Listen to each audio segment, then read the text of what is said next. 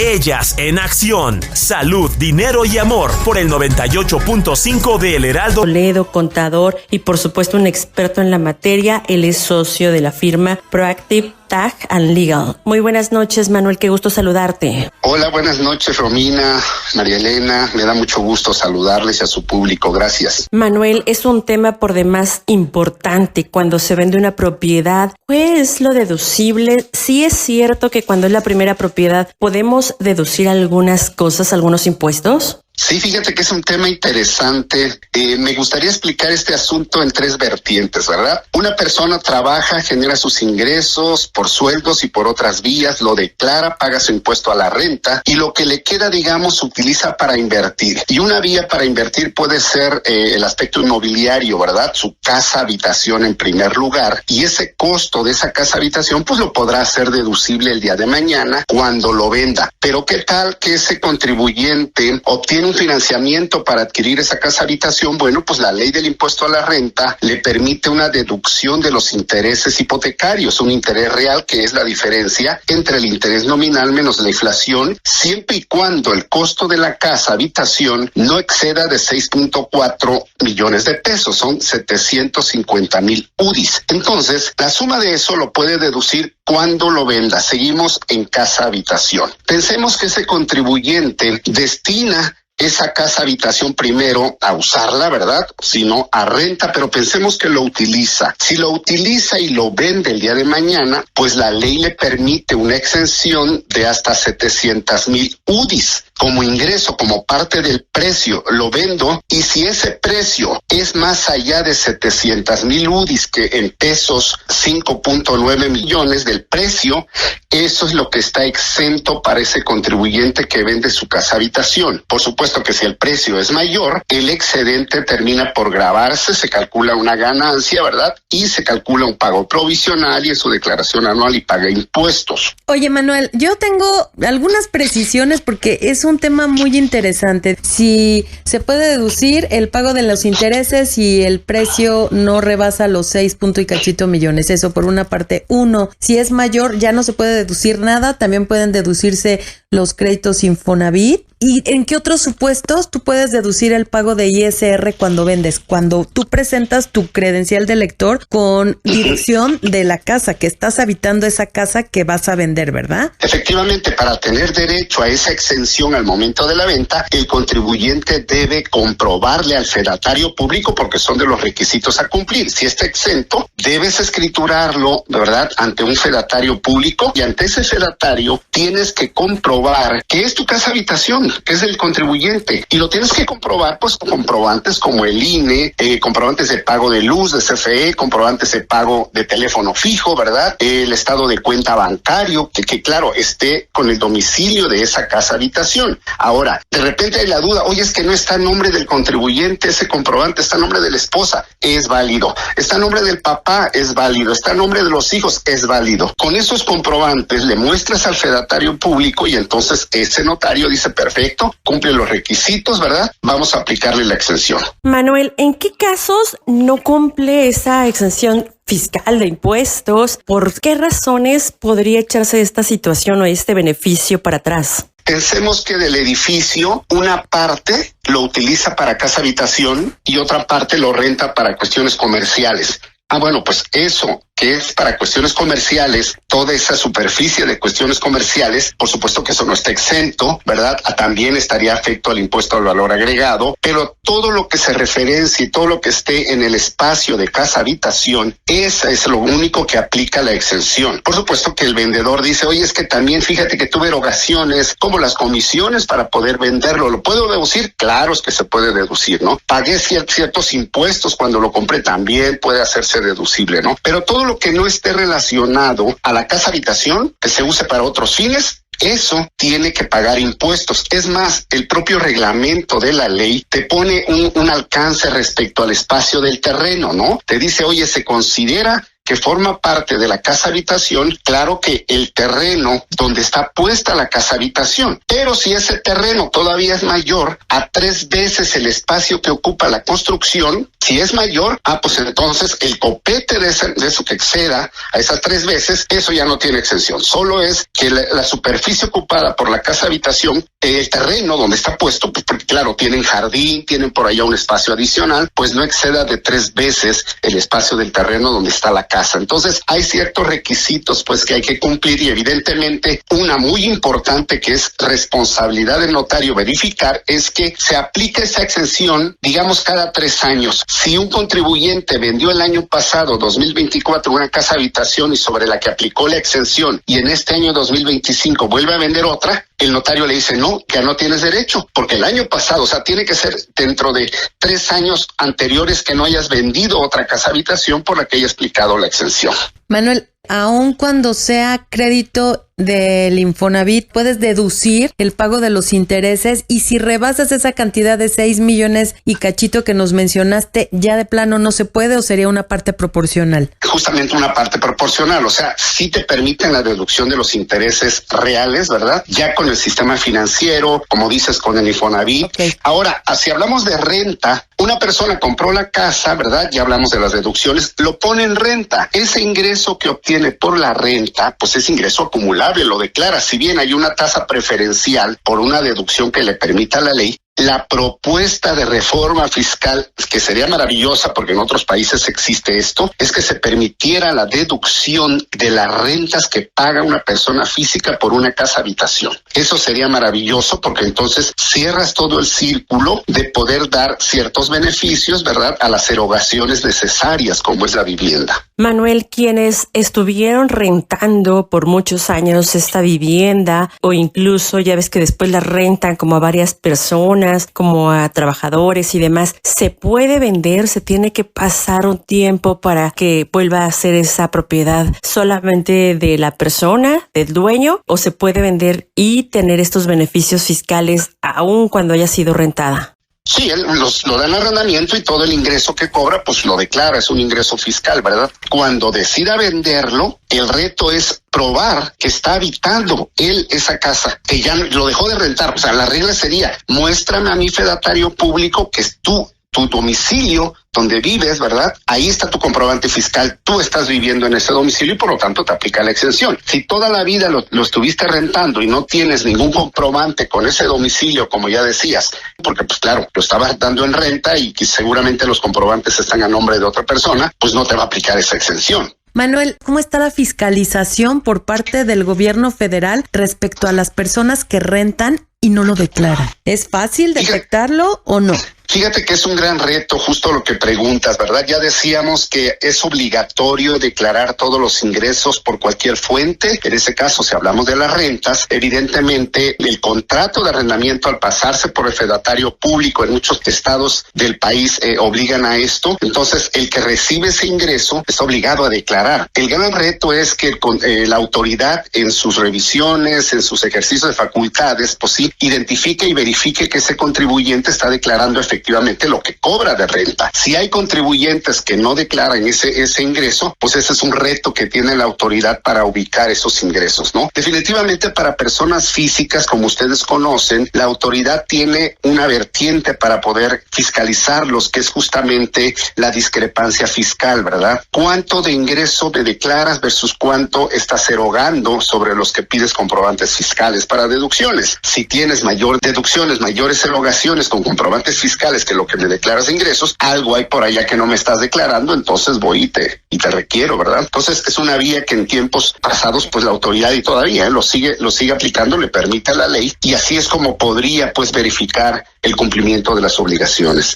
Este tema da para una entrevista completa, así es que te vamos a seguir buscando. Muchísimas gracias a Manuel Toledo, contador, un experto en el tema de impuestos, y también es socio fundador de Proactive Tax and Legal. Muchísimas gracias, Manuel. A ustedes, muy amables, y a su público. Gracias. Gracias. Y quédense con nosotras en Salud, Dinero y Amor, que vamos con más información. La salud, en Salud, Dinero y Amor. Y seguimos aquí en el Heraldo Radio, y hablar de la menopausia es hablar de una etapa más en la vida de las mujeres. Sin embargo, se ha estigmatizado, incluso a muchas de ellas les da pena decir que ya se les retiró el periodo menstrual para que no las vayan a catalogar como personas mayores. Incluso en los centros de trabajo hay un desconocimiento y poca comprensión de los síntomas y de lo que están pasando las mujeres. Pero para platicarnos de todo esto ya nos acompaña en la línea Gabriela Rojas. Ella es fundadora de Sin Reglas. Muy buenas noches, Gabriela, ¿cómo estás?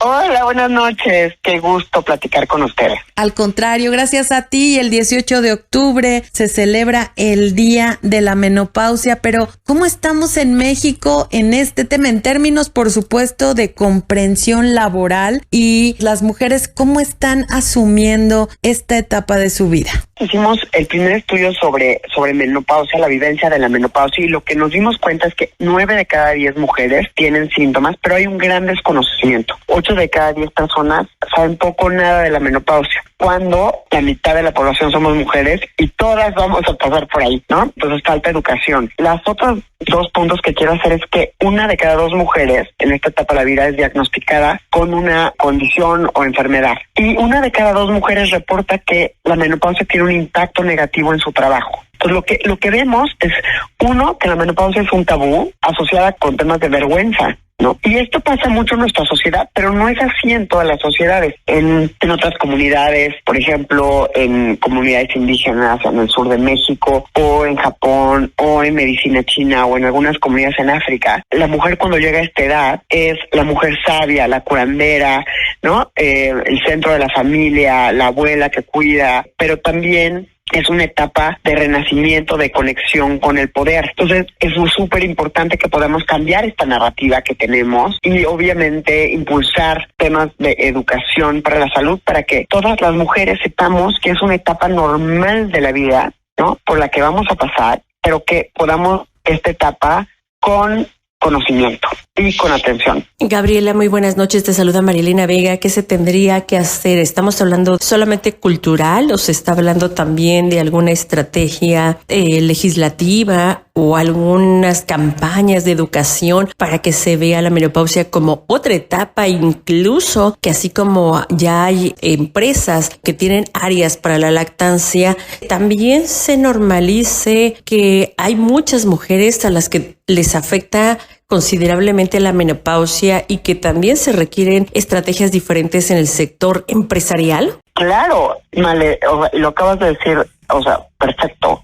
El tema de la menopausia nos afecta a las mujeres en todas las esferas de nuestra vida. Entonces necesitamos impulsar cambios primero en la narrativa y normalizar a la menopausia como lo que es, una etapa natural de la vida. 2, tenemos que impulsar cambios en el lugar de trabajo para diseñar entornos laborales inclusivos para las mujeres en esta etapa de la vida, para que las mujeres puedan seguir desarrollando todo su potencial a lo largo del ciclo de vida. Más porque la fuerza laboral en México y Latinoamérica está envejeciendo y por lo tanto se vuelve crítico y una decisión inteligente de negocios, yo diría, diseñar estos entornos laborales para retener el talento de las mujeres. También se necesitan impulsar cambios en el área médica, ¿no? En el sistema de salud. ¿Para qué? Para capacitar a los profesionales de la salud para atender a las mujeres en esta etapa crítica, ¿no? Porque de cómo cuiden su salud las mujeres en esta etapa dependerá cómo van a vivir el resto de su vida. Entonces también se tienen que hacer cambios en el sistema de salud. Y finalmente tenemos que impulsar cambios sistémicos, ¿no? Y esto incluye cambios legislativos y cambios en términos de política pública para que todas las mujeres tengan acceso a conocimiento y atención integral de calidad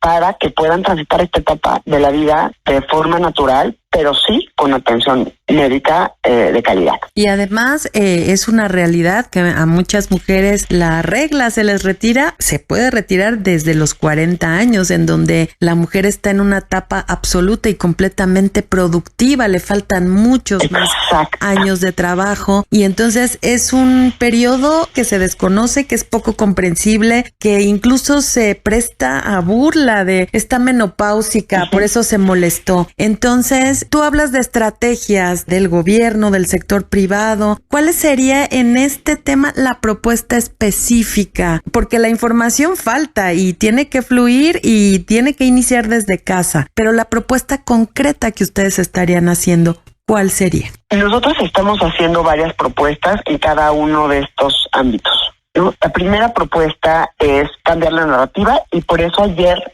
en la Cumbre Sin Reglas lanzamos la primera campaña que se hace para sensibilizar a las mujeres y a las personas en general, porque necesitamos sensibilizar a la sociedad en general, no nomás a las mujeres, sobre la menopausia, que de hecho quedó increíble, ¿no? Y la pueden ver ya en las redes de Sin Reglas. Entonces, esa es la primera propuesta que hicimos, es hacer esta campaña de concientización. La segunda propuesta es que estamos estableciendo un modelo de atención integral a la salud de la mujer en esta etapa de la vida y que lo que queremos es que ese modelo se retome desde la política pública y desde el sistema de salud para poder atender a la mujer en esta etapa. Y junto con esto diseñamos un curso de capacitación para profesionales de la salud que podría funcionar para también capacitar a los profesionales de la salud del sistema de salud público y privado obviamente también, pero público sobre todo para que más mujeres tengan acceso. La tercera propuesta que estamos haciendo es una guía de mejores prácticas que publicamos ayer en la Cumbre Sin Reglas, que desarrollamos junto con COPRED, que es una guía de mejores prácticas para diseñar entornos laborales inclusivos para mujeres en menopausia, porque justo lo mencionaste tú, cómo nos seguimos enfrentando en el 2025 a microagresiones y discriminación en el lugar de trabajo. ¿No? Hemos normalizado comentarios como el que tú mencionaste, ¿no? De no te acerques, está menopáusica, y acaba siendo un tema, ¿no? Porque también no te acerques, está en sus días, ¿no? Cuando estás menstruando, y luego no te acerques porque ya no está menstruando, está en la menopausia, y siempre acaba siendo un tabú todo lo que tiene que ver con la salud sexual y reproductiva de la mujer, ¿no? Entonces tenemos la propuesta también de mejores prácticas para los entornos laborales. Y finalmente, esa propuesta todavía no la tenemos, pero la propuesta de política pública, hicimos un estudio con algunos aliados del marco legal donde debería estar incluida la menopausia y no lo está. Por ejemplo, la Ley Federal de Salud, la de Educación, la del ISSSTE y otros ordenamientos legales. Y en este sentido, Gabriela, acercándose a cúpulas empresariales, si me refiero a Coparmex o el Consejo Coordinador Empresarial o incluso con Congreso, ¿ya han tenido acercamiento? Sí, de hecho, hicimos en el 2023 el primer foro sobre menopausia en el Senado. A partir de ahí surgieron dos iniciativas de congresistas locales en Jalisco y en la Ciudad de México que se presentaron. Y lo otro que hicimos ayer en la Cumbre Sin Reglas fue hacer una reunión, convocamos a un diálogo y estuvieron presentes el Consejo Mexicano de Negocios, la Asociación de Bancos de México, con quien también ya habíamos tenido conversaciones y donde ya empezamos a trabajar, y nos faltan otras cúpulas empresariales para seguir empujando el tema. Gabriela, ¿y qué se visualiza en este entorno adecuado para las personas que atraviesan por la etapa de la menopausia? No sabría, porque como dice María Elena, y lo retomo, para las mamás que acaban de tener un bebé hay una sala de lactancia. ¿Cuál sería este escenario ideal para las mujeres que están en menopausia en un centro de trabajo, por ejemplo? Esas mejores prácticas incluyen varios temas. El primero es la sensibilización de todas las personas dentro del lugar de trabajo, ¿no? ¿Para qué? Para que ya no pasen las cosas que mencionaste. Frases, comentarios que son o microagresiones o hasta discriminatorios, ¿no? Y agresiones.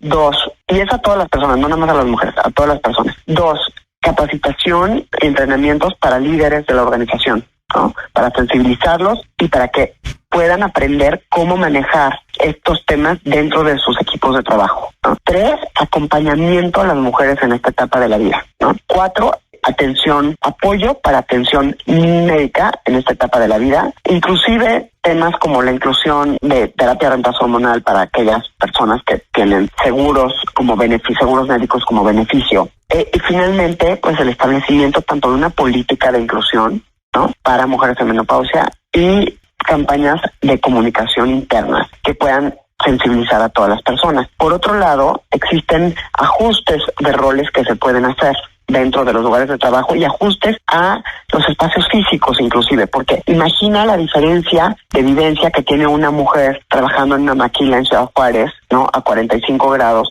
sin acceso a agua fría o a ventilación. Es muy diferente a una mujer en un corporativo en Santa Fe. No van a tener diferentes vivencias. Entonces es muy importante adecuar los espacios físicos. Habían mencionado, por ejemplo, el lactario. Pues ese lactario puede funcionar también como un espacio, ¿no? De descanso para personas en menopausia, ¿no? Y otros ajustes que se pueden ir haciendo a roles, ¿no? Por ejemplo, la utilización de home office, ¿no? De horarios flexibles. O sea, imagínate una mujer en menopausia que lleva 3 meses con insomnio, ¿no? ¿Qué pasa?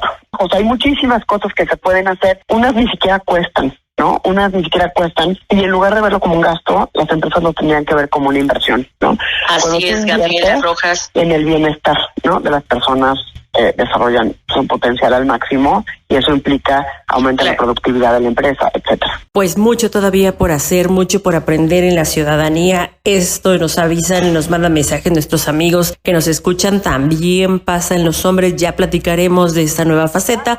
Por lo pronto, te agradecemos muchísimo esta información, Gabriela Rojas, fundadora de Sin Regla, por esta charla, esta información, esta explicación. Esperamos mantener comunicación abierta contigo. Gracias, Gabriela, y buenas noches. Muchísimas gracias. Vamos con nuestro comentario final.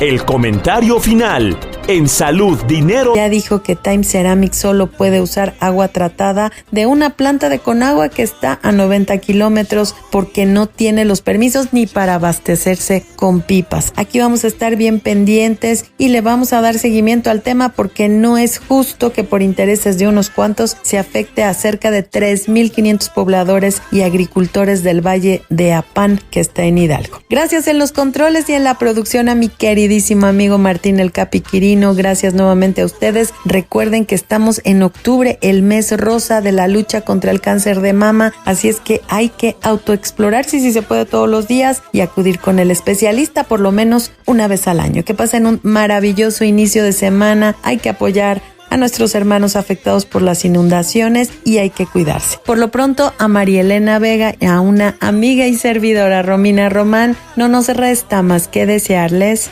salud, dinero y amor.